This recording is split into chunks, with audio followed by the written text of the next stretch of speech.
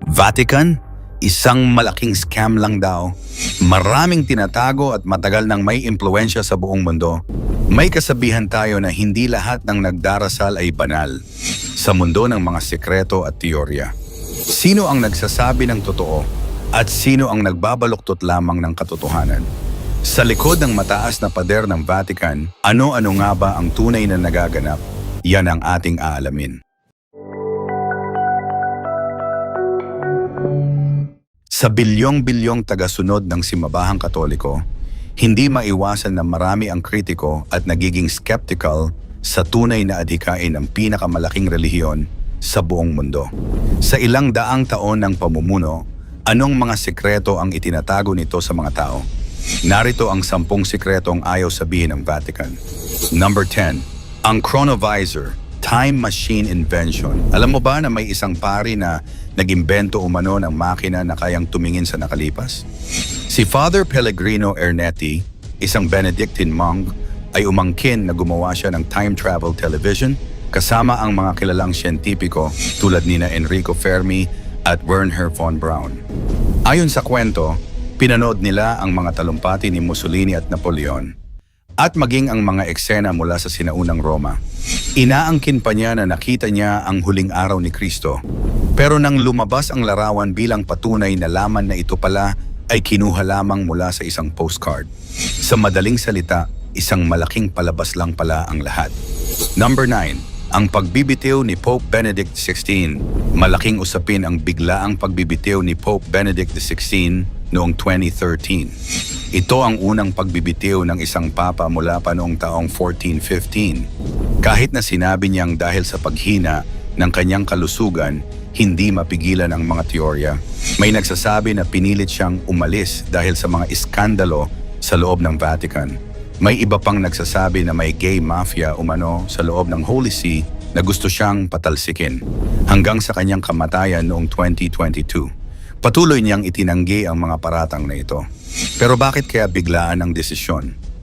May mas mabigat na dahilan kaya ito? Number 8. Ang pagkamatay ni Pope John Paul I.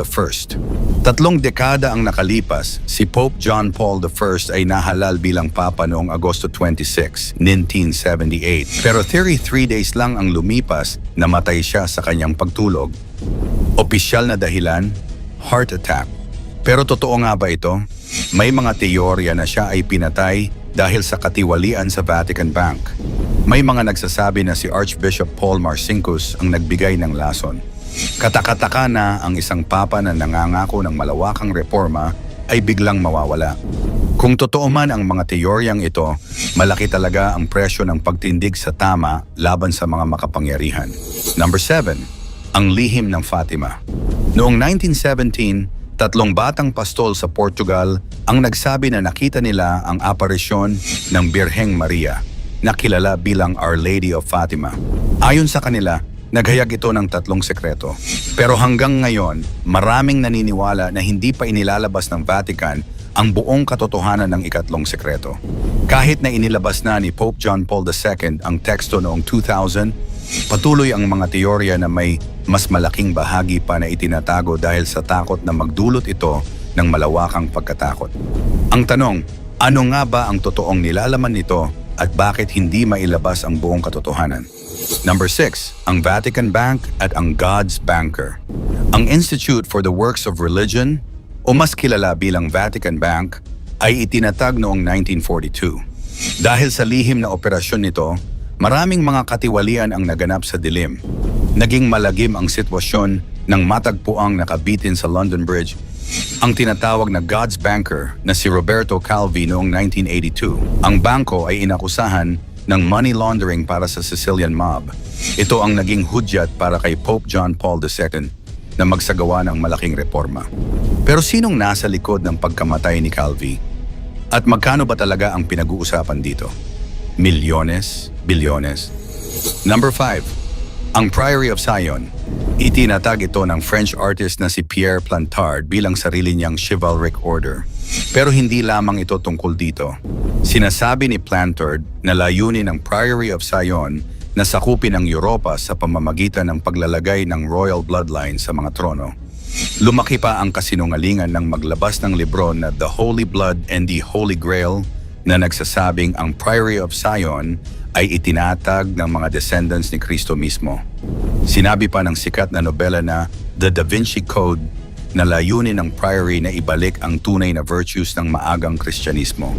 Katotohanan o kathang-isip lamang, posible kayang nagkaroon ng kamag-anak si Kristo na patuloy na nabubuhay hanggang ngayon. Number 4, ang Apostolic Archive. Ito ang Chamber of Secrets para sa mga conspiracy theorists. Kaya nga pinalitan ni Pope Francis ang pangalan mula sa dating Vatican Secret Archive noong 2019. Pero ano nga ba ang laman nito? May mga nagsasabi na narito ang tunay na chronovisor, patunay ng bloodline ni Jesus, at maging ang pinakamalaking collection ng adult films at iba pang material. Habang maraming mga akademiko ang nakakagamit ng ilang bahagi ng archive, maraming mga dokumento ang nananatiling nakaselyado sa publiko. Ano nga ba ang kinatakutan ng Vatican na malaman ng mundo? Number 3, Jesuits at ang Titanic.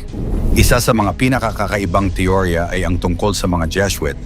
Para sa mga hindi nakakaalam, ang mga Jesuit ay miyembro ng Society of Jesus, isang religious order sa loob ng simbahang Katoliko. May teorya na noong 1910, may pagpupulong ng mga Jesuit-controlled financiers na naglalayong puksain ang kanilang mga kalaban sa pamamagitan ng pagkumbinsi kay JP Morgan na bumuo ng Titanic at pagkatapos ay lunurin ito habang sakay ang mga pangunahing kalaban. Paano naman ito napag-isipan? At kung totoo man gaano kalaki ang kapangyarihan ng mga organisasyong ito para kontrolin ang pagbagsak ng pinakamalaking barko sa kasaysayan? Number 2, Katoliko at COVID-19. Isa sa mga pinakabagong teorya ay ang tungkol sa COVID-19. Ayon sa isang viral documentary na Watch the Water noong 2022, ang simbahang Katoliko raw ang may kagagawan ng COVID-19 at ang mga bakuna nito ay naglalaman ng RNA na extracted from the king cobra venom. Sabi ni Dr. David Relman, professor ng microbiology at immunology sa Stanford University, ang mga teoryang ito ay miles from reality and indicate a profound lack of understanding in science and medicine. Pero bakit nga ba may naniniwala pa rin? Ano ang hinahanap ng mga tao sa ganitong klaseng teorya? Number 1, ang nakatagong bahagi ng Biblia. Ito na ang pinaka-controversial sa lahat ang teorya na ang Vatican ay nagtago ng mga orihinal na bahagi ng Biblia na sadyang inalis para kontrolin ang pananampalataya ng bilyon-bilyong Kristiyano sa buong mundo. Alam mo ba na ang kasalukuyang Biblia na hawak-hawak natin ay dumaan sa maraming bersyon at pagpupulong bago na isa publiko? Sa Council of Nicaea noong 325 AD, ang Emperor Constantine at mga obispo ay nagpulong para pagpasyahan kung anong mga libro ang isasama at aalisin sa Biblia. Ayon sa teorya, nasa loob ng Vatican Secret Archives ang mga tinatawag na apocryphal texts o mga librong hindi isinama sa opisyal na version tulad ng Gospel of Thomas, Gospel of Mary Magdalene at Book of Enoch. Bakit kaya hindi isinama ang mga ito? May mga laman ba itong kontrobersyal na katotohanan tungkol kay Jesus na ayaw ipaalam ng simbahan? May nagsasabi na ang mga tekstong ito ay nagtataglay ng ibang bersyon ng buhay ni Kristo na siya ay kasal kay Mary Magdalene, na may mga anak sila at na siya ay isang revolusyonaryo laban sa mga Romano. Maging ang mga detalye tungkol sa pagkabata ni Jesus, kanyang pagkatao bilang tao, at ang tunay na kalikasan ng kanyang mga himala ay sinasabing nasa mga librong ito. Ang tanong, kung totoong eksklusibo ang access sa mga dokumentong ito, ano ang dahilan? Protection ba ito sa pananampalataya o pagtatago ng ebidensya na maaaring magpabagsak sa kasalukuyang istruktura ng simbahang Katoliko? Ang lahat ng mga teoryang ito ay nakaugat sa takot, pagdududa, at ang natural na pagnanasa ng tao na magkaroon ng simpleng sagot sa mga komplikadong tanong. Sa mundo ng fake news at viral content, madaling kumalat ang mga conspiracy theory. Bago kang maniwala sa mga teoryang ito, itanong mo sa sarili mo, may matibay na ebidensya ba ito? Sino ang nagsasabi nito at ano ang kanilang motibo? Logical ba ang teorya o puro haka-haka lamang? May napatunayan na bang bahagi ng teoryang ito? Pero kung magbabasa ka ng may critical na pag-iisip at hihingi ng matibay na ebidensya, mas malapit ka sa katotohanan. Sa iyong palagay, ano nga ba ang tinatago ng Vatican At may katotohanan kaya sa mga conspiracy theory? Ikomento mo naman ito sa ibaba. Huwag kalimutang i-like at i-share. Maraming salamat at God bless.